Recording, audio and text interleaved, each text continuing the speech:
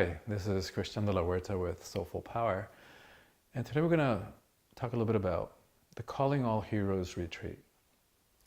What does it mean to be a hero, to live heroically in the 21st century, when we don't have our horses hitched outside and the armors and the demons to slay, except the ones that are in here. The demons that we have taken on from childhood and the beliefs, the misunderstandings, misinterpretations that drive so much of our behavior. So over the course of a weekend, we begin to look at heroism in a different way. We tend to associate heroism with people cops and soldiers and firemen, people who place their lives at risk in the service of someone else to save somebody else's life generally, put themselves at risk for the benefit of somebody else. We're going to extend the way we look at heroes and heroism and apply it to everyday living. And to live life the way that we're talking about living is nothing less than heroic. So part of the teachings that we share over the course of the Hero Retreat is we begin to look at heroism in a different way.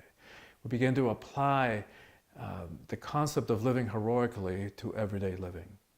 And the message is that there's a hero inside each one of us, that we have that potential to live heroically, and not only the potential, but that the times are calling forth for us to step into that role.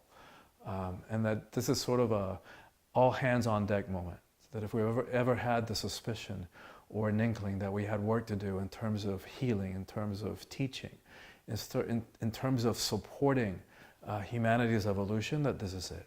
This is the time. And so what does it mean to live heroically?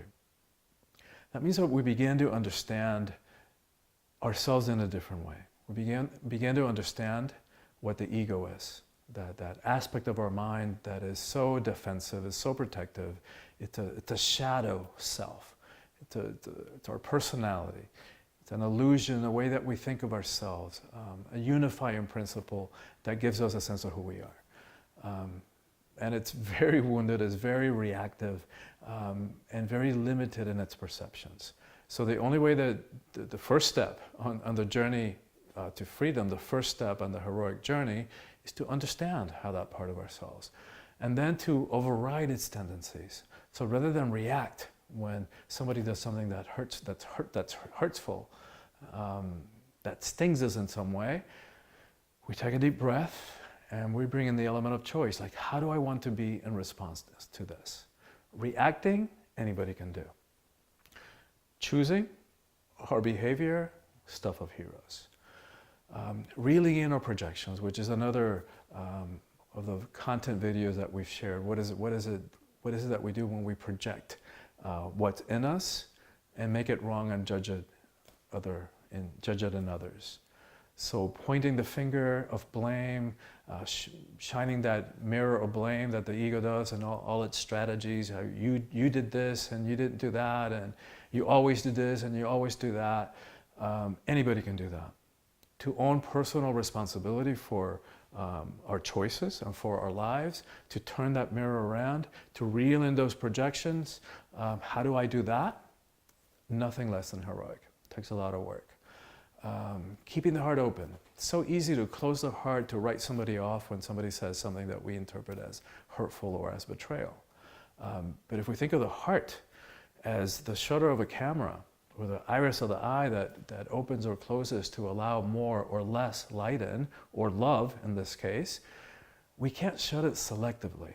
We can't just shut it selectively to the one who betrayed us, or to the ex who left us for somebody else, or to the boss who fired us, or to mom who did this, or daddy who didn't do that. We can't just close it selectively to them. If we close it, period. And therefore, we give our power away again over our hearts, over our state of being. So ultimately, our hearts, keeping our heart open is not even about anybody else. Keeping our heart open is between me and my heart, between my heart and love. That's the relationship. So to make that determination, to make the choice to open the heart, no matter what happened in the past, is nothing less than heroic.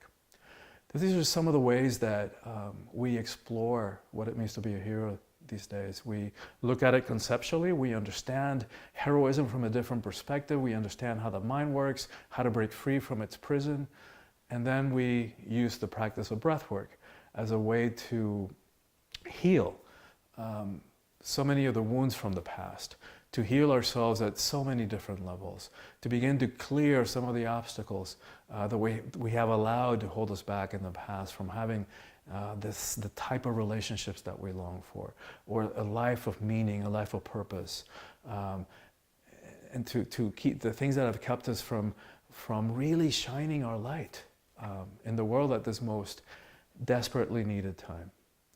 So I hope you'll join us. It really is it's an amazing and transformative journey to live heroically, and so full of rewards, especially and ultimately freedom.